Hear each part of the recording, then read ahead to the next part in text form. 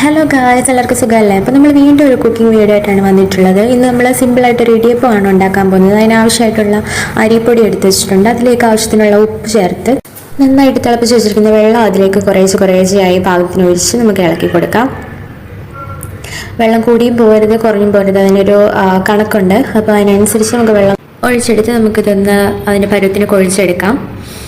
അപ്പോൾ വെള്ളം കുറേ കൂടി ആവശ്യമുണ്ട്. അപ്പോൾ അതിനായിട്ടുള്ള ബാലൻസ് വെള്ളം കൂടി നമ്മൾ ചേർത്ത് കൊടുക്കുന്നുണ്ട്. ആവശ്യത്തിനുള്ള വെള്ളം കൂടി ചേർത്ത് നമുക്ക് ഇതൊന്ന് കുഴച്ചെടുക്കാം.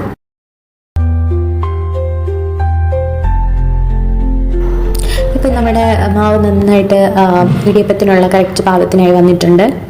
കണ്ടില്ലേ? ഇനി നമുക്ക് ഇടിയപ്പം മേക്കറിലേക്ക് ഈ മാവ് നമുക്ക് വെച്ച് കൊടുക്കാം. ഇടിയപ്പം മേക്കർ അല്ലെങ്കിൽ നമ്മൾ സേവനാഴിന്ന് നമ്മുടെ നാട്ടിലൊക്കെ പറയും. സേവനാഴിലേക്ക് ഇത് വെച്ച് കൊടുത്ത് നമ്മൾ സാധാരണ ഇടിയപ്പം ഉണ്ടാക്കുന്ന പോലെയല്ല ഞങ്ങൾ ഉണ്ടാക്കുന്നത്.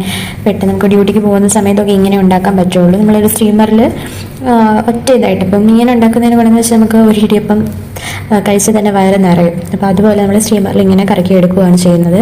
അപ്പോൾ നമ്മുടെ ഇടിയപ്പം ഇതാ ഇവിടെ റെഡി ആയിട്ടുണ്ട്. അപ്പോൾ എല്ലാവർക്കും ഒരു ഡൗട്ട് വന്നേക്കാം, തേങ്ങ ചേർത്തില്ലല്ലോ ഗൈസ്. ഞങ്ങളുടെ തേങ്ങ ഫ്രിഡ്ജിൽ കാണുന്നില്ലായിരുന്നു. അപ്പോൾ ഉള്ളതുകൊണ്ട് ഓണം പോലെ എന്നല്ലേ അപ്പോൾ ഞങ്ങൾ തേങ്ങ ഇല്ലാതെ ഇടിയപ്പം ഉണ്ടാക്കി. അങ്ങനെ നമ്മുടെ ഇടിയപ്പം റെഡിയായി. കൂടെ കഴിക്കാൻ നമുക്ക് ഗ്രീൻ പീസ് കറി ഉണ്ടായിരുന്നു. അപ്പോൾ ഇന്നത്തെ വീഡിയോ എല്ലാവർക്കും ഇഷ്ടമായെന്ന് കരുതുന്നു. അപ്പോൾ എല്ലാവർക്കും ടാറ്റാ.